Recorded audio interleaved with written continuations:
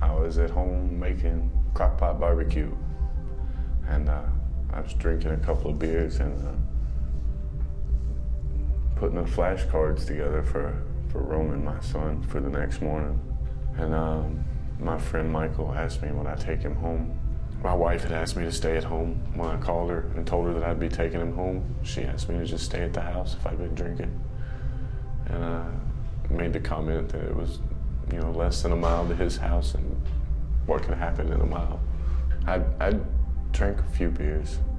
I'm stubborn and bullheaded, so I decided to drive him home anyways. After I pulled out of my driveway, about 300 yards later, I lost control of my truck after coming around a curve too fast.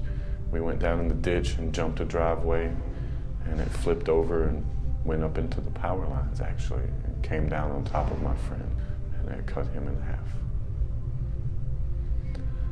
And I blacked out after I got thrown through the windshield, and I tried to walk. I couldn't walk, I don't think, so I crawled a little bit. I crawled home and called the police, and I told them that I had wrecked. And they told me that my friend had been killed, he was dead. I thought maybe that they were just telling me that to try to shake me up. I didn't think he was dead. It didn't seem like that bad of an accident. I wasn't hurt. I was so scared. I was scared for his wife and kid, and I was scared for me because I had a family too, and I knew that I was in trouble.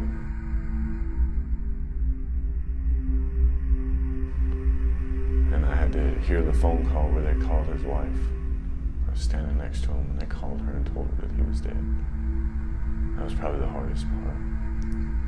I still hear her screaming. The thing about that phone call,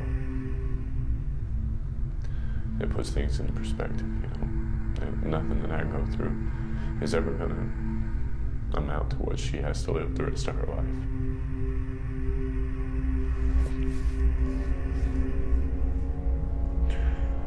He had a kid. He had a 9-month-old son and a wife. It's been tough.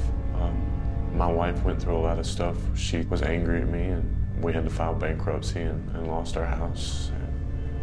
And things have been tough. A lot of guilt, a lot of trying to refigure how to live the last half of my life. I don't want to live it like I lived the first half. It puts things in perspective. It causes you to make a really painful and truthful self-inventory of the way you lived your life. It can happen to anybody. Everybody goes out to eat, and sometimes people have a drink or two and they drive home. It doesn't seem like that much, but if you wreck and kill somebody, that drink or two makes all the difference. It's not the drink that got you in trouble, it's the decisions you make.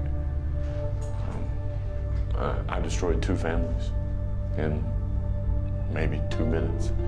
His family's lifestyle was altered permanently.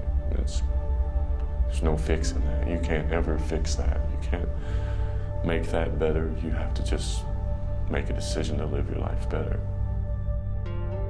You don't want to do this. You don't want to be in prison.